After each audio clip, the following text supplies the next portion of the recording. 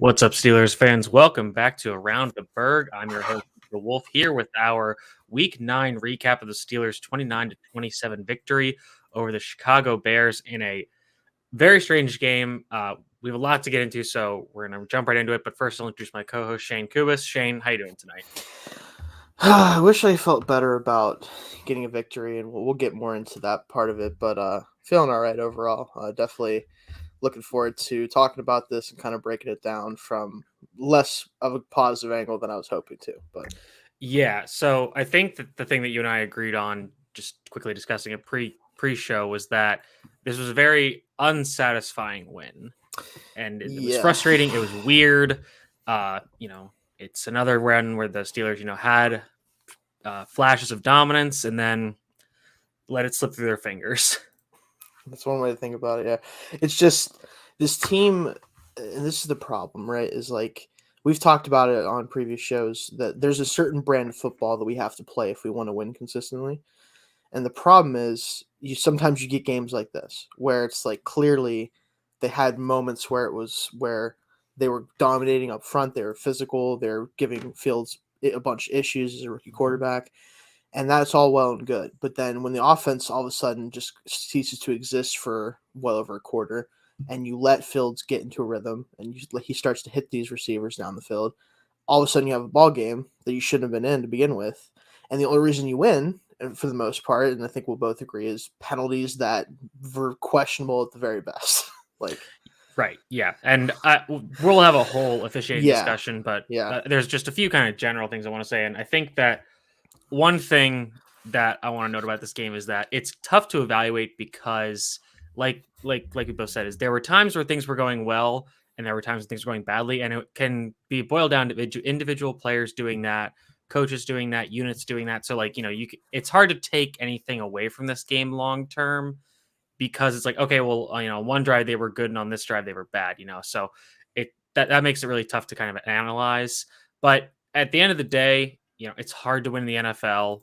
Wins are wins, even when you're playing the Bears. And like you said, the refs are helping you, but there are a lot of problems with this team that we're going to get into. So we're going to go kind of quarter by quarter, just because it was weird. This game felt like it took forever, but it actually was over pretty quickly if I, yeah. kind of It timed it out wasn't right. it wasn't a super long game by Right, any because like means. Monday No. Night Football usually like starts a little late just because of the way Yeah, they do their broadcast. So it was like starts at like 8:25 and was over like by 11:25, even though it felt like it took 4 hours. But yeah. anyways, so first quarter, Steelers pretty much dominate it. They force Bears to punt quickly.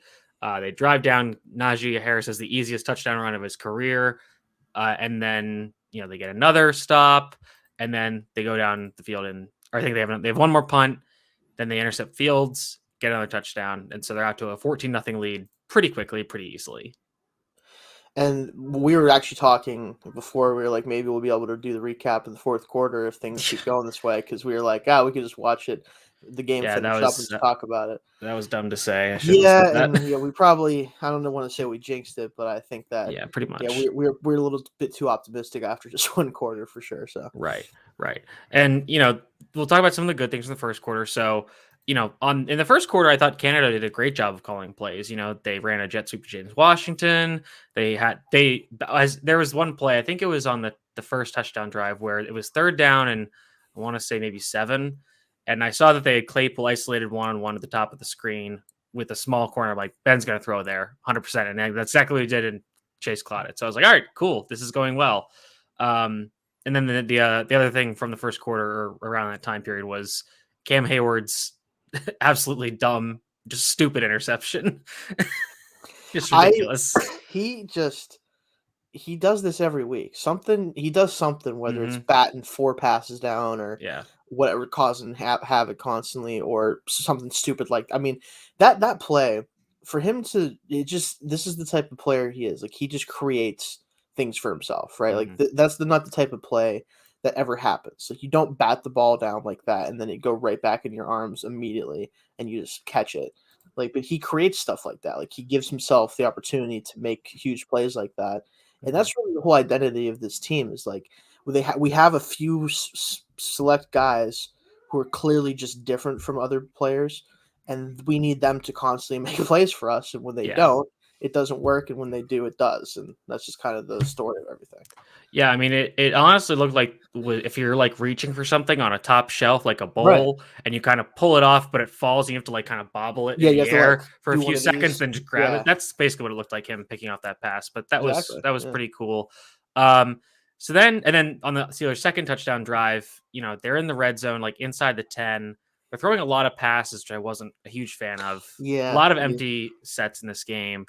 But Ben has a really great touchdown to Muth where I mean, this was about as vintage Ben as you get.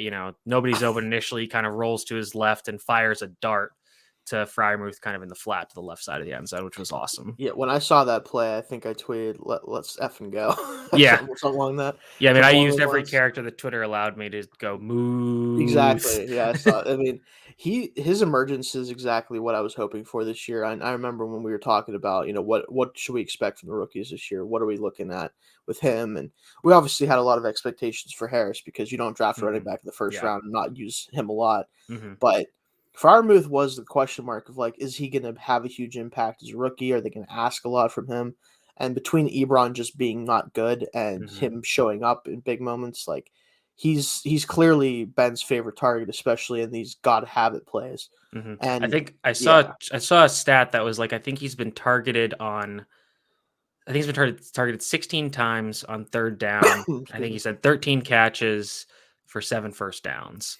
Right. So great efficiency there. And I saw a few other tweets that were interesting, kind of relative to what you were saying. Is one, I think a big reason why he's being used so much is those injuries. Is Ebron is out, and like say what you will about Ebron, like but Ben does like throwing to him, Yeah. especially kind of in those third down situations.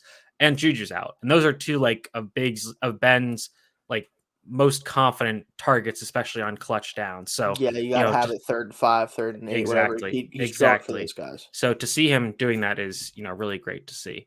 So now we'll move into the second quarter, which Mhm. was pretty boring, Yeah, not mostly a much punt happening there. fest. Matt Canada got really conservative, and this was a byline throughout pretty much the whole game, or through line, if you will, where if it got to second and long, he would just run the ball right up the middle. Yeah, and I saw you tweet about it, and like the issue with I think Canada at this point, right? Like a lot of people have talked about it with the play calling and different things, and especially early in the season, there were some very questionable play calls, like on third Mm-hmm. downs and Mm-hmm. stuff like that. But for me, like I think he's trying almost too hard to take Ben out of the game for a while and not Mm-hmm. allow him to make some more difficult plays on second down. Like it's almost like he wants to hope that his run game can get them into better third downs and then let Ben have the Which, football. to be fair, that had been working the last few games. Yeah, whenever you get So that's chunk plays fair. on second down, Yes. like, but it's those when you get second and 13, second like Mm-hmm. the longer second downs. I don't like the idea of running the ball just at the defense on those downs because your odds of getting 7-8 yards on any given play, even with the run game being a lot better lately, it's just not as good as giving Ben a chance to go pick up. You don't have to ask him to throw for 20 yards on those downs. Just have him Yes. get 7, 8, 9 Mm-hmm. yards, give them a reasonable third down, and then you're good to go from there. Right. And I think that the part of the issue was that around the middle part of the second quarter was when the Bears defensive line really started to kind of find their rhythm because the first Yeah, few drives they were getting blown off the ball, no yeah, problem. But eventually, like Akeem Hicks and Eddie Goldman started really getting penetration. They were struggling. They were giving Kendrick Green all kinds of trouble. yeah, Um, so that really kind of stymied the Steelers' run game in the second quarter, and that continued throughout. We kind of saw a return to some issues of Steelers defenses past when Cole Kmet started getting some big catches in the second quarter, and that would yeah. continue on clutch downs. And he's a pretty good player who's kind of been underutilized, and they're still trotting Jimmy Graham out there in key situations. Yeah. And it's just been a weird week in the NFL where Devonta Freeman and Le'Veon Bell are getting tons of carries. Jimmy Graham is getting red zone targets, and you're like, I don't know what year it is anymore. It's been a really weird last couple weeks in the NFL in general. I mean, like it. Mm. I mean, yeah, I, that's this whole Sunday was crazy. yeah, it's just Specifically, so much stuff. I mean, obviously the Jaguars. We could talk like it. So many of these games are just like not what you would have ever expected, mm-hmm. and the fact that this game ended up the way it did was kind of fitting, I guess, especially considering the way that it played out at the end. Mm-hmm. But seeing like with the way Fields was playing early on in the game, I just kind of felt like, and I think this is part of the reason why we were already talking about, oh, maybe we can just do the recap, tonight instead of having to wait. Is he was playing like a rookie you'd expect him to play against a Steelers defense. Mm-hmm. And Yeah, I mean, there was that's nothing against him, but it just is. also, Yeah. and this is something that a lot of people have been saying is, you know, a big part of that is some of the offensive play calling. And like, there was some good stuff. Like, I mean, I thought the Wildcat stuff was kind of gimmicky. And then basically, as soon as I tweeted that, they scored a touchdown with Yeah. it. So, Mhm. I get burned again. But there was one point where they booted Fields right into an unblocked TJ Watt, which I Yeah, was just that like, was boy, that's not what you want to do. yeah, when I saw that play, at first I'm like, I thought that maybe Watt, like, they were trying to chip him or something and they missed, and then I'm like, oh no, they just literally let him kill Fields pretty much. Like, I was like, what Mhm. in the world was the idea on that play? We'll have a little tangent here. Did you see his comments about roughing the passer penalties today? Yeah, yeah, He he wants to get wants them called like Big Ben gets them called, which means he never wants to get them called. yeah, he doesn't want called then, yeah, I mean, You got to ask for the Tom Brady or Peyton treatment or the yeah, Drew you Brees have to. treatment. That's what you got. I mean, I I saw some. feel like Kirk Cousins gets a ton of those. Like the ones that are always like the full Like, body weight or like the right. landing on weird. I feel like it's always I Kirk think they just Cousins. feel bad for Kirk because That's Kirk true. gets ripped on a lot, even though he's like not. He's never been as good as people want him to be, or as bad as people say he is. So he's kind of in Hmm. that weird like middle ground. So I feel like they just feel bad for him. But Hmm. in general, I saw a lot of comments about like, well, Fields shouldn't be expecting these penalties because he's a rookie. I'm like, I don't. A penalty Yeah, I is a don't care about penalty. that. Like if you get destroyed and you shouldn't have been getting destroyed, then you call the penalty. And if you weren't, then you don't. Like it's Yeah, not this isn't rocket science. Like I'm yeah. tired Well, of this idea of that. like I said, we'll get into penalty talk later. But back Yeah. to kind of the game structure. So third quarter kind of a little boring as well. Fields is starting to kind of get comfortable. He's making some nice throws. Mhm. They're starting to get some scoring drives, but Steelers have the scoring drive of their own where they go down the field. Ben has a big throw to Washington that was a duck of a throw, and Washington bailed him out. Yeah. And then he hits Fryermuth with a contested catch over Kindle Vildor, which was like, yeah, you got to go at that matchup every time. Yeah, I don't know what the Bears were thinking there. Like you could tell that Freiermuth, like his biggest impact this year, and probably continuing moving forward as well, is going to be that red zone target. Because right Hmm. now, like the guy that I would think would be the top red zone target with everyone hurt would be Claypool, but he Well, still he's hasn't hurt really. too. Yeah, he is now, but like he should be a guy Yes. that you think Yeah. is getting more targets there, but he's not. So if you're not going to target him very much, the next best thing, or probably really the best option right now, would be Freiermuth. So Yeah. I think if they want to use, if they want to keep going with that, I would use Fryermuth as kind of that like vertical option where like you're going mhm. contested catches, whereas Claypool you want kind of as a rack option in the red zone where Yeah, like he can, if he gets his momentum going, like he can carry guys into the end zone. that's That's true. something Yeah. he's better at. But anyways, so yeah, third quarter relatively blasé. The Bears are starting to get some momentum with Fields playing well. I think they scored on most of their drives. Luck at one point, the Steelers get a they force a fumble on the kickoff, and it's recovered by Chris Boswell, fresh off the concussion protocol, which I'm sure Yeah, he was which thrilled about. yeah, But then the Steelers couldn't score off that, nope. so they punt, pin the Bears pretty deep. Bears punt. Ray McLeod fumbles the ball, and it's returned for touchdown. Now, I originally thought it wasn't a fumble. When they Mhm. did the review, I'm like, I think you could argue this both ways. The thing that I'm confused about, and I tweeted this out, nobody answered, is that I feel like there's a rule where you can't. There's like some fumbles you can return, and others you can't. I guess like the ones that are muffed, if they're just touched, you can't advance them.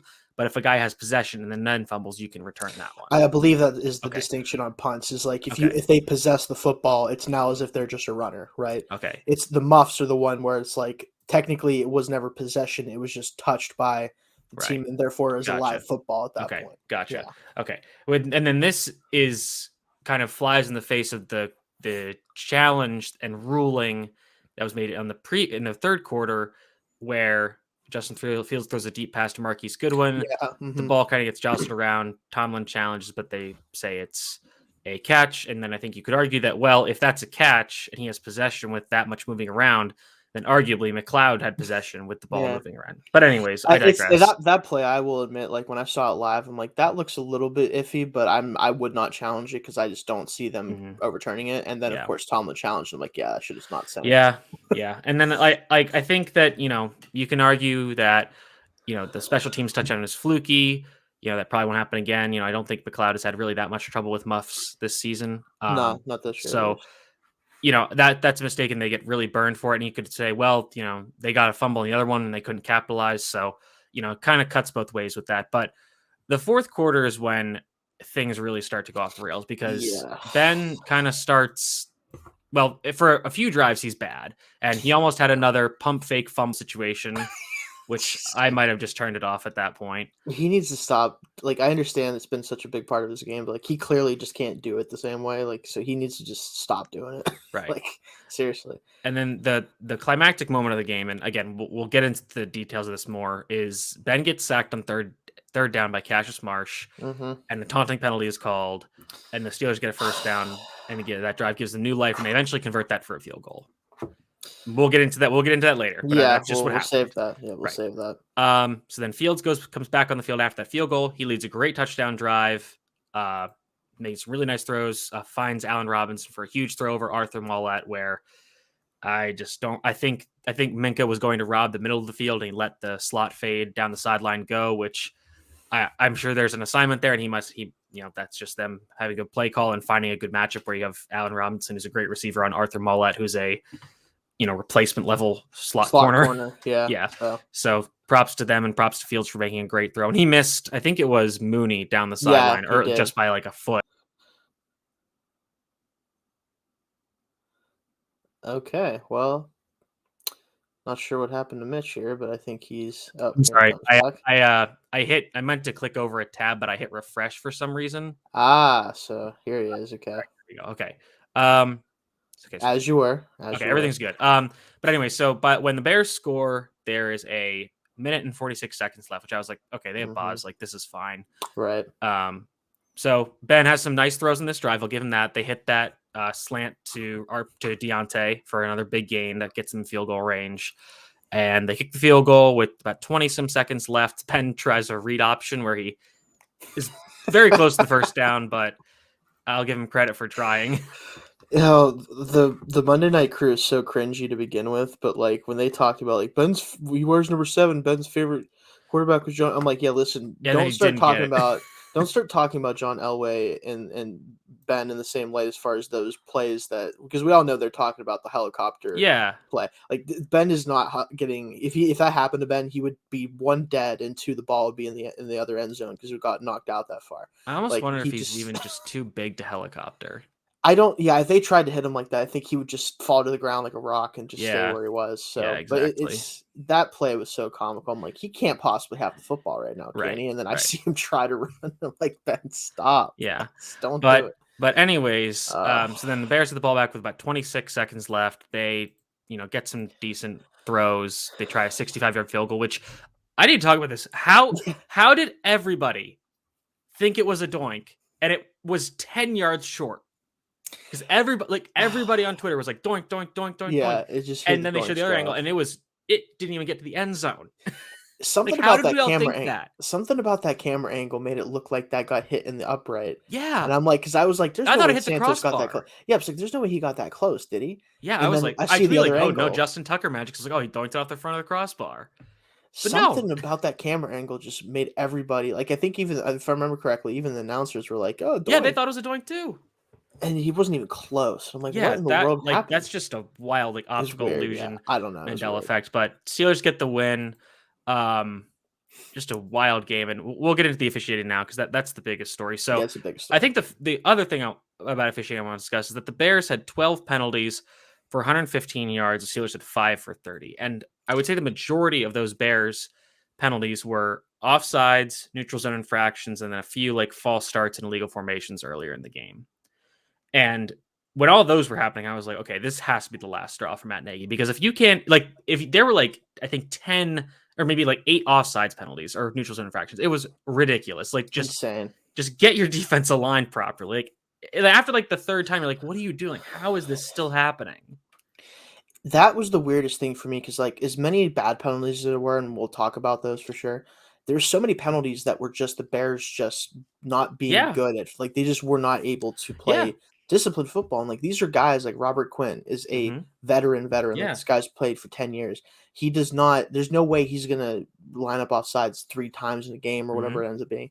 Something like it just felt off the entire game. Like something was wrong with the Bears.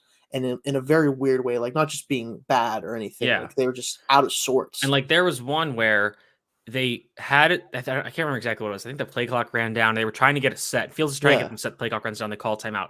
They come out of the timeout, and they still get an illegal formation penalty. And it was weird because the way Carenti announced it was like they aligned in a legal formation, then shifted to an illegal formation, thus the penalty. And I was like, wait. And the way he says legal and illegal sound very similar. Yeah. I was like, wait, what did they do? Yeah, so basically, like you said, I think what happened is that they started off at first in a legal formation, and then they shifted into that, and Yeah. then ran the play. And I'm like, that's still just an illegal formation. Like, why'd you say Yeah, it like that? like Like there was like you now kind of just everybody's like confused yeah, because you I'm didn't like, need to explain that as much as you did. did they But create a penalty? Like, I yeah, I don't it know. was weird. I don't know, But but obviously the huge thing that everybody's talking about is the Cassius Marsh taunting penalty. And when he gets that sack, and obviously Cassius Marsh was on the Steelers at the end of last year, at the beginning of this year, was cut, has bounced around practice squad, and is now on the Bears. And he got activated the day of the game. So he sacks Ben. He does like a Cobra Kai kick, mhm. celebration past Ben, and then looks menacingly at the Steelers sideline, and then turns away, walks back, is kind of hip checked by Tony Carenti, who was in the process of pulling his flag. And I don't think Mhm. the hip check had anything to do with the No, flag. I don't think That so. was No, just no. that was just perfectly coincidence. And that's like an old Right. man just being like, I have to get my thing out of my Yeah, pants. exactly. Yeah. But Marsh goes back to the sideline thinking he's ended this drive, and then his coach like lays into him, and he's like, "Wait, what happened?" I'm very confused, and then he finds out he got penalized, which was I tweeted this when that penalty was thrown. I think this is going to be the example that gets this rule kind of nixed going into I next year. hope so. Like we saw it with the pass interferences. I think we've seen it with other kind of rules being quote emphasized. Is there's like one moment where it's like, all right, that's it, done, goodbye. And I think this was it. The problem with this rule, for one thing, is it was already a dumb rule, right? Mm-hmm. These are guys who are being paid millions of dollars, who are in one of the most competitive atmospheres you could possibly be in, and you're asking them to like, I understand keeping your cool, and like, there's obviously excessiveness that is still always going to be called, whether it's different things like if you get in somebody's face and stuff like that, that's going to be called for 15 yards all the time. You do not have to have this penalty specifically for if they do something that's a little too much in the eyes of the referee. There's no way to govern that fairly every week. Mm-hmm. There's just no way to do it. Like you've seen some of these guys get penalized for the dumbest crap, and that was one of them. Like I understand. He stared at the sideline. He made it very clear what he was trying He's to just do. standing there menacingly. Exactly. But it didn't mean anything. He No, didn't say anything to anybody. He was no. just I like, think "You cut me." It's like we I, get it. We know what he was yeah, doing. I Like it's not think a big deal. Carenti said in like there was like a pool report going around where he said he looked at the sideline too long. I'm like, are we seriously changing the outcome of games Right. for that? That's what I'm saying. You can't do that. This is why you're probably right that this is going to be one of the ones they look at in the offseason and go, yeah, maybe we didn't do this for any good reason. Now, I say that, and the interesting aspect of this is that Tomlin in his press conference today, and Tomlin is a member of the competition committee that put this emphasis into place. Now, I still think it was at the direction of some of the owners, namely the Maras, who made a big stink Yes, about this in the preseason. because And they have being no that fun. exactly because their team is terrible and they don't understand that this is an entertainment business. Right. But Tomlin, member of the NFL competition committee, says he is a fan of taunting flags. Says, quote, "We're just trying to clean our game up," end quote, and quote, "We understand that people playing it at a lower level watch us and often mimic us in how we conduct ourselves," end quote. Now, I imagine that he's saying that other franchises are mimicking the Steelers. Is that how you took that to be? Or is it I something else? I honestly took it as like the college and high school ranks Okay, all right. watching the That NFL. makes more sense. That's what I took it as whenever Yeah. because I remember him talking about that and like I understand that to a certain extent, right? And I'm Mhm. not saying like guys should be allowed to just like get in the face of other players and like say stuff to them and like I that, but think that's a whole different thing. I think that like the CD Lamb waving goodbye to a Patriots player, Antoine Winfield throwing the deuce right in Tyreek Hill's face. I'm fine with penalizing them, but guys are going to do those, and I'm fine with it because those are first of all, like that's players being like, okay, the game's over. Like I can do this now. Like you Right. do need to have certain awareness to be like, okay, I can do certain things in certain situations, and they're like, screw it. Like we won the game, I'll take the fine, whatever. But go ahead with your point. But that's the thing, right? Is like those types of things, if they're gonna get in trouble for like throwing up peace sign or for just doing something like is if you're not impacting a player, if you're not doing something to a player, if you're not getting in their face, like if you're not being legitimately like belligerent, right? Yeah. I just don't care. Like Yeah. these are adults who are playing in a very, like I said, hyper competitive environment on an entertainment business. Yes. Don't get in your own way, right? Like, don't make the games mean less because you can have stuff like this happen where play games are literally decided basically on these types of penalties. Just it's not worth any sort of like cleaning up the game or whatever else you're talking about. It's not worth it if this is going to be the outcome of it. No, I don't see how anything Marsh did was dirty or anything different than like a Steelers player has done. I heard an example of when the Steelers were playing the Chiefs a few years ago. William Gay made a big tackle and like stood with his arms crossed and he like looked at the Steelers sideline when he was on the Steelers and he Hmm. got called for unsportsmanlike conduct for Right. looking at his own sideline. So like this stuff has been happening It's for too long and it's all dumb. And you know, I try to like think of this because people are always like, oh, like if I did this in my job, like I'd get fired. And it's like, okay, you can't make that comparison we need to in good stop faith. that. It is Period. a bad faith argument because this is an entertainment business. That's the first thing. That is, and it is completely different. Like you're not being paid, you're being paid millions of dollars. It's like, yeah, to entertain people. And I totally get like don't be belligerent towards other people in the game. But you are there to the NFL like puts together these highlight montages of players doing their celebrations. They are huge fans. I'm not of the run down to the end zone after a turnover thing. I still think that's stupid. It annoys the heck out of me. It just But wastes a bunch of they time. champion this kind of stuff. And Yeah. I people not again, I don't think people necessarily some people are kind of like, you know, if you like moss a dude, like you have every right to do whatever you want with them. I'm like, yeah, sure, kind of. Whatever. But Yeah. in hypotheticals, but in reality, like if you are not doing anything demonstrably, you know, belligerent, like you said, or foul towards a player on the other team, you shouldn't be called for it. And unless the gesture you're doing to nobody is, you know, extremely violent or you know sexual and graphic in nature, Yeah, you like know, Marshawn grabbing his, yeah, like that, all the or time, like the which Hingle, I think was funny, but yeah, or whatever. like the Hingle McCringleberry sketch, Yeah, exactly. stuff, or you know, even I think even the throat slash is like okay, like I get why some people might It's be that, but weird. Yeah. it's just all so stupid, and you know, I really hope the NFL makes some change here. But in addition to this, there were other big penalties that were no calls and calls that helped the Steelers. I think in general the refs were very pro Steelers in this game. There Hmm. was a penalty on a low block on the red zone in the Bears. That was There's the a one of all of them that I want to say real quick. When I watched it live, I was like that like the block looked weird on Watt, but I didn't care about it. And then I watched the replay when they called the penalty. I'm like, I don't think he made contact with him. Or if he yeah, did, it was so little that Watt barely noticed that it happened. It was just didn't make any sense to well, me. this was the one that they called on the Bear. Oh yeah, Right, never the mind, low never block. mind. Yeah, the low Right, block. Yeah. right, because there was one where the Steelers were on offense and they Hmm. didn't call it. Right. So that's interesting. Yeah. But I mean, it's clear, like, it is clear the Bears were extremely undisciplined. That doesn't excuse some of these calls.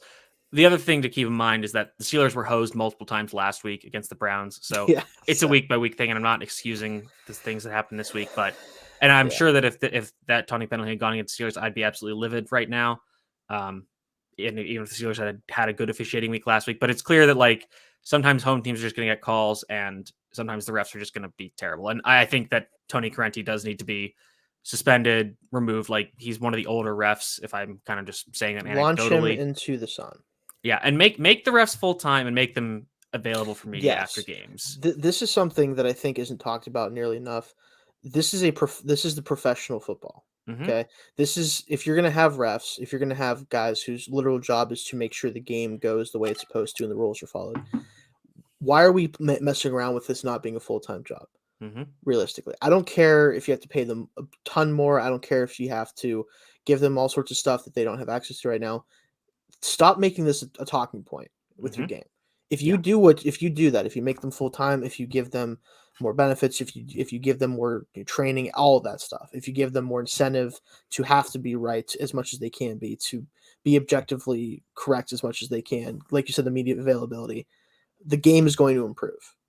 And it's a very easy way to make the game better, and it's a way that no one is going to be mad about. Like, Alternatively, the NFL could maintain the status quo, Right, as they will. continue to pay a labor force at part-time, and use them as a distraction measure from the NFL engaging in other various shady business practices with their owners. Yeah, so option 2 is going to be what I'm gonna. happens, yeah. I have my tinfoil hat here. I'm gonna pull Right, that out. right. That the NFL is using the referees and their terribleness as a scapegoat, false flag, distraction away from the NFL's other shady various dealings. Anyways, we'll get back to actual football analysis here. So, Right. like I said earlier, this game is weird because there were some times where players had really good plays and sometimes where they had really bad ones. So, we'll talk about the offensive line because I think that's the biggest story from a football standpoint, at least a schematic standpoint. And that it's just offensive line, like we've been saying, Freaks has been progressing very nicely. They had arguably their best game of the season last week. And then this game was probably their worst in some time. Yeah, and it seemed like it was definitely very sporadic, right? There was Mm-hmm. sporadic moments of what we've been seeing lately, like Mm-hmm. that touchdown to Freiermuth in the red zone, whenever they gave him all sorts of time Yeah, that was great. to Yeah, find like they did a great job highlighting that where they had like the blimp cam yeah. and they Mhm. showed like them picking up the stunt. And then we've ragged at him for a while, but like this was a great game for Chukes because I don't think they mentioned him once. Yeah, I didn't have to And I worry don't about him at and I all don't this think game. I think he gave up maybe like one pressure. Something like that, something Checking the really minor. blocking things. Nothing. Nope. Nope, yeah. Perfect game from him, at least according to PFF. Right. So it was very there's moments where, especially as a pass blocking unit, that they showed up and gave Ben plenty of time to make decisions down the field. And other times where, especially from that interior, that the interior is still my biggest concern because Dawson Mhm. hasn't been as good as I was hoping he'd be as a second year player. And Yeah. part of that's with a whole new offensive line, I'm sure isn't helping him. He's between two Um, rookies, so that right. hurts. It's tough. It is. And Like like I'm he sure that's hurting him. like there were some plays where he was good, then he had a holding penalty, and some plays where he was just bad. Trey Turner had a great night run blocking, but he allowed Roquan Smith to go right by him on a pass blocker. Him as a pass blocker still is my biggest concern because like Right. Ben getting interior pressure is just a nightmare at his Yeah. age and his Yes. build. Like it Yeah. just doesn't work. Yeah. Really any pressure at this age is bad. Yeah, but I mean, especially right Yes. up the Yeah. middle Yeah. No, because you're right. at least if it's off the edge, maybe he can just Yeah. Step up. skedaddle, hold Yeah. 2 feet and run it. That's what it looks. That's the best explanation I have for when he runs. That's He's fair. just skedaddling That's across the fair. field. Um, But yeah, I saw, I love when people do this. The way like people talk about like the way Kyler Murray and Patrick Mahomes run. Somebody asked because like Matt Ryan had some scrambles, and somebody asked like, what does Matt Ryan run like? He looks like he's trying to like not make any noise. some dudes, And so man, some quarterbacks. that isn't Ben. Oh. I'll have to think about exactly what Ben's is. But anyways, but yeah, I'd say this was a really rough game for the two rookies. Dan Moore, we kind of praised him last week because he, limited the damages against Myles Garrett. This week, Robert Quinn has his moments, but Robert Quinn gave him a ton of trouble. Yeah. Kendrick Green was getting routinely worked on third and short situations by Eddie Goldman and Akeem Hicks. Yeah, And that's something that awesome. Yeah. And that's kind of something that, was the issue with Green coming to the NFL, like just being a drive blocker in man schemes. But, that is kind of just the thing about rookies offensive line. He's like, you need to get them playing time. So they have to learn by doing, Yeah. And I think that it just sucks that we're in a year where it's like, yeah, that's pretty much it with Ben, probably, he's got to make something happen. It's like, well, this is the best we got. So let's roll with it. And then on defense, it's, they allowed a decent amount of points. But for a half, they were really good. They were. TJ Watt had another great game statistically. I would say that it's getting his sack numbers up are great. Catch up to Myles Garrett, even though he played 2.5 less games. But a lot of those sacks, I would say, should be at least credited to other players. And that I remember there was one where like Wormley, put an offensive lineman right into Fields' lap, and then Fields had to scramble, and he was like right into TJ. So yeah, it was a lot of TJ. Like the thing with TJ that will happen is there's plenty of really quality sacks that he'll get, obviously, and quality tackles for loss and big plays. Yeah, but his effort, yes, brings up his statistical profile for sure. Like his actual, like it doesn't change anything about him as a player. It just means his statistics are sometimes a little bit more gaudy than they actually would be otherwise. Right. And there's nothing wrong with that by any means, but it is something where when you're watching film, like especially in this game, a lot of his actual sacks of I think only one of them was a true like win for me. Yeah, in like terms he of just beat somebody. Yeah, because like the other one was the one where they booted Fields right into his face. Yeah, and he just was like, "Oh, yeah, he's like, all right, Fields cool, is I'll in my take face. it. Cool, I'll just tackle him." Like, yeah, exactly. That was still the dumbest play of the Yeah, day. that was So very stupid. very stupid. I don't know But like Hayward was great, like you said. Highsmith had a very good game. I would say Schobert and Bush were mixed. Bush had, I think he kind of just had reread one play wrong, but then he had another one where he had a great pass breakup. Yeah, on Robinson, yeah. Yep. And then I would say that Hayden was good. We didn't really hear from him. He had a pass breakup on Jimmy Graham, which again, back to 2013 or whenever. Yeah, I mean, really for both of them at this point. Yeah. And then Minka, I thought was really good. Like he had that one great, chase down of Fields where he popped him into the sidelines, and everyone was like, "Oh, we need to protect Fields." Like, well, Fields dipped his shoulder first. Yeah, I mean, he was a runner at that point. Yeah, like, and he was very much a runner, so I don't want to hear it. I don't care about that one. Yeah. No. But I would say that Mollett, especially Edmonds and Sutton to a somewhat lesser degree, but still were pretty much on the struggle bus for most of the night. Yeah, the thing that I didn't like I understand like Mollet's played pretty well for most of the year when he's gotten chances, but at this point I'd much rather see Norwood or Pierre out there, especially on non-vertical routes. Like I know the fade was kind of a mix there, but yeah. The other problem too is like I understand why they're doing it, but Minka having so many different responsibilities in the secondary has really limited his playmaking opportunities. And I still think that's missing that in that defense right now. And the funny thing is like they've even trimmed it down still. Like he's still like they are asking him to do a little less, and he is playing better. But so and I think that at this point, like I was like, oh come on, like let's get Minka an interception, please. But I think that Fields is just like, I'm just not throwing towards him. Like I'm not going to be. I mean, stupid. that's I'm the not gonna smartest thing. it. Yeah, I mean, especially like it's still going to happen. Like he's not going to get a ton more opportunities all of a sudden if he does slim down his role. But it does seem like other guys are missing assignments and or not able to complete their assignments, and Minka's trying to make up for that too often, and it creates situations with Mollett like we saw with the fade and other situations where like Mooney could have very easily scored on that play that he barely got missed by Fields. And like him and Mooney definitely seem like they're getting their act together between them too, and he's felt most comfortable throwing to him. Mooney committed OPI on that touchdown near the end of the game for what it's worth, but you can't really complain about that. At that point I wasn't going to say anything to anything with the Bears. Yep. So. And then even on special teams, Harvin, I called it when he was going to he's going to shank it. I was like, he's going to shank it right here, and he did. And he wasn't great tonight. I think there was at least one more that was like not a great punt. The McLeod fumble, but otherwise, I think he had some good returns. Sometimes where I think he's pressing a little bit too much, so maybe they kind of say like, hey, just reel it in. Sometimes just take the fair catches and punts. It's not a big deal. He just tries too hard sometimes. Right. Even with that fumble, like he could have just gone down and been done with it. He just wanted to make a play, and like I get that, but in a game that had been going the way that game had been going, and just so much weird stuff happening, I'm just trying to get the ball on the I'm just trying to leave with the play. And then I'm not even Boz, he misses an extra point, but he's nailing multiple 50, I think 50 yarders. I saw something that he's like 80% from beyond 50 in Heinz Field, which is I think that everybody else is like 30%. I feel like there's not many kickers that are above 80% on field goals period in Heinz Field, let alone 50-yard field. I mean, dude is just disgusting. I mean, we've talked about it. Like, I think even it came out recently that the Steelers consider him, like they talk about him and Tucker's 1A and 1B in the NFL all the time. I think Hayward said that. Yeah. And I'm like, that exactly. That's the situation and it's the fact that it's both in the AFC North just kind of cracks me up a little bit. But for sure. The other thing I want to talk about was that it's like just looking at this is like a very weird game from a box score and like team stat standpoint, in that like the Bears outgained the Steelers 414 to 280, even though they both had 12 drives. And roughly the same time of possession, roughly. No, so the Steelers actually only had 8 more plays, but the Steelers had 10 more minutes of time of possession.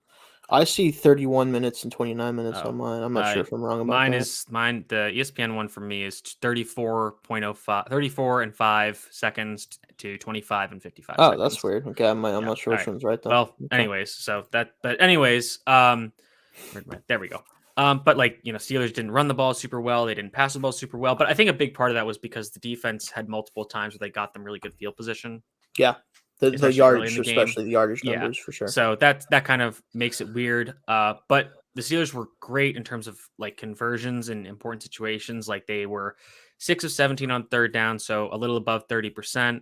Or 33%, 2 for 2 on fourth down, and 3 for 3 in the red zone. And I believe that's touchdowns because I think all their field goals were super long. So, yeah, it was really one of those games where like it was more of clutch plays than it was consistency.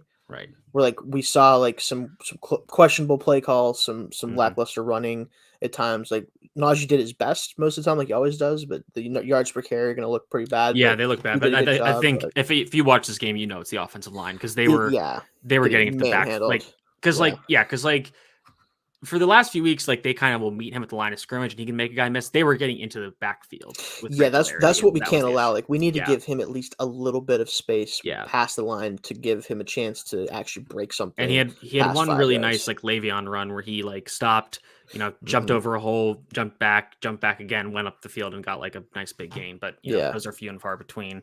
But I think this is kind of like what happened last year. Is that it's tough to evaluate because the Steelers are winning games, and I would say they're playing well for the majority of them, maybe right around 50%.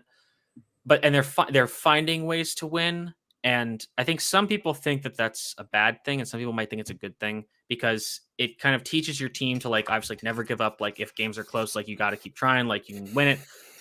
Alternatively, like your team might just not be that good because they're playing all these close games and they're like not being consistent performers throughout the whole game.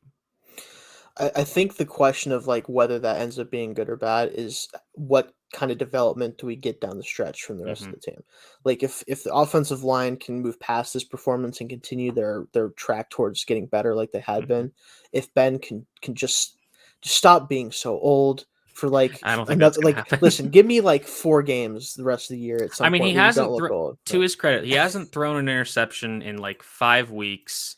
yeah, And yeah, so, I think he's had a turnover because he had the fumble against the Seahawks, but he's not really turning the ball over. I'd say he's checking he's not checking it down as bad as he was early on, but he's not, really trying to test the middle of the field, down the field as much. I yeah. think so. He's being smart about it for the most part. I think there's a few, brain fart plays, but I think that can happen to anybody. And it was happening to Ben even before his arm deteriorated. So, it is what it is. Yeah, I mean, it at this point, like looking at this just from a statistical standpoint, so this year, right? Hmm. You're looking at 10 touchdowns, just under 2,000 yards in 8 games, so not great overall production. 6.6 yards per pass attempt, which is actually higher than it was last year by a little bit, which doesn't sound right, but I guess it makes sense because he's hit a couple bigger plays than normal.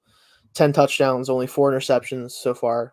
He's thrown plenty of passes, like especially the linebackers for some reason, Yeah. that probably could have been intercepted, but he hasn't been.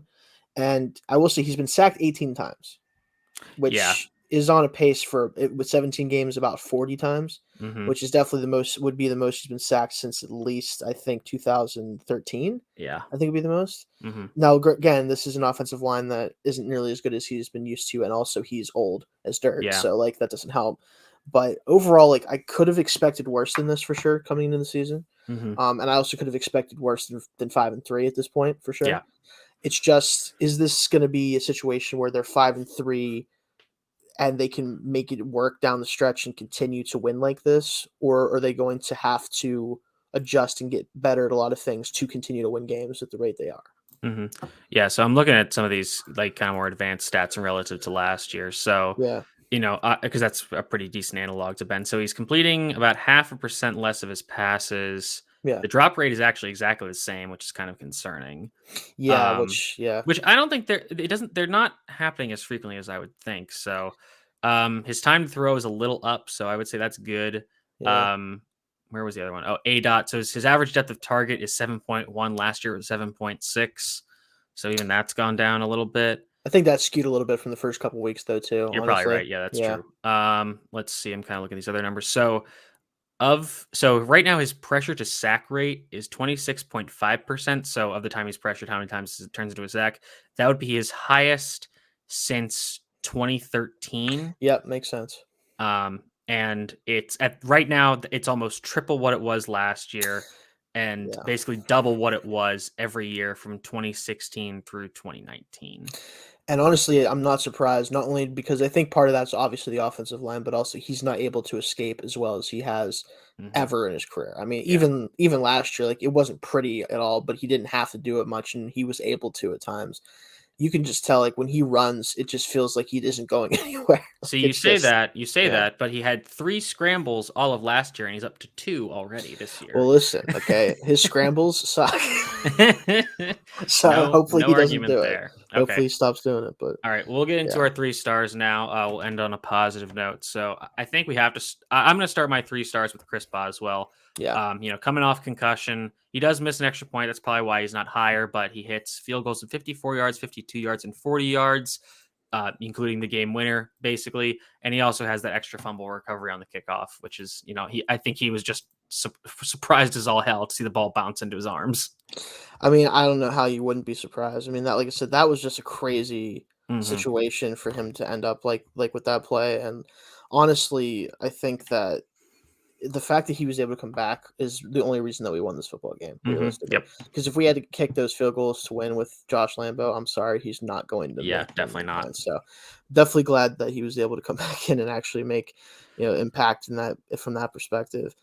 I think for me, for my third star, it's tough because like a lot of guys played well on defense for the most part, but there was some definitely leaky plays down the stretch. Like honestly, I'm tempted to give my third star honestly to Highsmith, just because I Okay, still think he's that's a good one. playing like the stat sheet isn't going to be there with him all the time at this point, Hmm. because so much of it's going to be getting collective pressure, and just whoever Yeah. happens to get there is going to get there. But especially in the run game, a lot of the time this year too, like he's really impressed me Hmm. with the point of attack more than I would have expected him to be. Yeah, he had some really nice run stuffs on Monday night. He got he got 4 total pressures. So yeah, and I think he's another one where like he's kind of forcing the quarterback into like guys like Cam and TJ kind of on the rebound basically. So yeah, definitely a good pick there. Do we have the same second star? And if so, do you just want to rattle it off? I think we might. It Okay. depends. Do you have the doc up? I don't Okay. actually. All I right. didn't Well, so pull it it's up. Cam Hayward for me. Right, that's what I thought. Okay, Yeah, all right, that's what cool. I was That's thinking. great. That's what I Cool, was thinking. perfect. Yeah. So 2 solo tackles, 3 QB hits, 5 hurries, 1 interception. Obviously, no sacks this week, but tons of pressures. Mhm. Again, forcing him into guys like TJ and other people. Uh, he had to come off at one point. He looked hurt for a little bit, but then he was back on later in the drive. Yeah, Um, he's good. Yeah, he's yeah, always good. stalwart against the run as always. I think he was the Steelers' highest graded player according to PFF again. Not Uh, surprising. yeah. So anything else on Cam? Just a side note that first of all, I think my tweet about him was A plus. Yes. Yeah, About John Clayton. don't nobody show John Clayton that play, but that was just me having some fun. But I think realistically, this is a guy who somehow is getting better as he gets older, as a defensive lineman, Mhm. and don't know how that's working exactly. But I'm not going to question it, and I hope it continues for like 5 more years. Yeah, for sure. All So right. So our first star, and I feel like we might go repeat here again, but I have it as Pat Fryermuth. yep, I was gonna like as much Okay. as like the TJ stat line is good and everything. I was tempted to make him my third just for the stat Hmm. line. He definitely had a really good game, but not anything that I would say is like transcendent compared to some of his other performances. But Pat, just for him getting involved as much as he has, is enough to give him the first star for me. I just want that to continue, and for him to play this well, to be the guy who scored 2 touchdowns for us, set the tone as a red zone threat. This needs to continue to happen if the passing game is going to get any better. Yeah, absolutely. So just the stats for record: 6 targets, 5 catches, 43 yards, 2 touchdowns, and 2 first downs. I think he was 2 of 2 on contested catch opportunities. So, Yep. and they used him in a ton of ways. They ran him on the little shovel option sweep, which he got a good run after catch opportunity there, which was cool. I've been saying this for a while. Like he is an excellent blocker on the move. Like they're using him as like Hmm. the lead blocker on some of those jet sweeps, especially when they kind of leave that side of the field. They're undermanned over there. They're not running into blockers; they're running away from them, and they're kind of using him as the lead blocker for whoever gets the ball. And he's just murking dudes down by the sideline, which is great. As a lot of people like to say, he's throwing dudes out of the club all the time Yeah, this year yeah, so far. Like yeah. So yeah, it's yeah. been So awesome. I'm very happy to see that progression continue. Hopefully he keeps playing, so they don't have to put Kevin Rader on the field Yeah, again. that play was such a because here's I have 2 problems with it. One, the play call bad. Second, if Raider just turns up the field, not towards the guy that he ends up getting tackled by, he probably gets 5 yards in the first down. Yeah, and the way you mitigate that is just by not putting a practice Right, squad player on the just field. don't put him on the field like Zach Gentry. He's been playing great. Yeah, Give him that play. He's at least yeah. tall as crap. Maybe he just falls forward and gets the first Yeah, down. Like whatever, exactly. All right. you know. Yeah.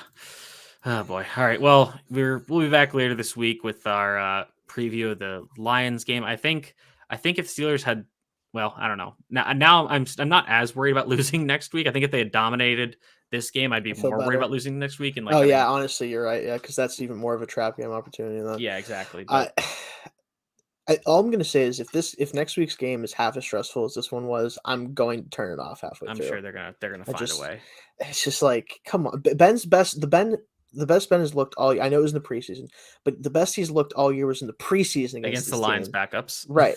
So I mean the Lions are basically backups anyway. That's true. So That's a like good point. just you need to let him go out there and rip the ball. I want to see it in the first half at least. If he sucks, then we'll just go to running the ball. But Yeah, I want to see him just rip the ball down the field like 10 times in the first half. I don't yeah, care. Like that'll be absolutely. fun at least to watch. So we'll see. All right, all right. Well, that'll do it for us this episode. Thanks everybody for tuning in. Shane, let people know where they can find your work. At Shane Kubis on Twitter, like always, keep following at Steelers ATB. I keep saying that I want to tweet more from it. I just need to like stop saying that or do it because like obviously like I definitely am kind of busy this time of year, so hopefully later on in the season I'll be a little bit more active there. But definitely check out that, follow us there, make sure that you'll at least catch the streams and everything. And right now, not doing a whole lot of writing, so for right now, just don't really worry about that. Love hearing that. You can Yeah. follow me at Mitchell T. Wolf, WOLFE on Twitter. Pretty much everything Shane said. I'm not going to repeat it because it's late right now. We're Yeah. recording late. I'm pretty tired, and Yeah, it's we don't want time to to go to waste. sleep. Yeah, we don't. It is bedtime for us. All right. Good night, Yeah. everybody. Thanks for tuning in.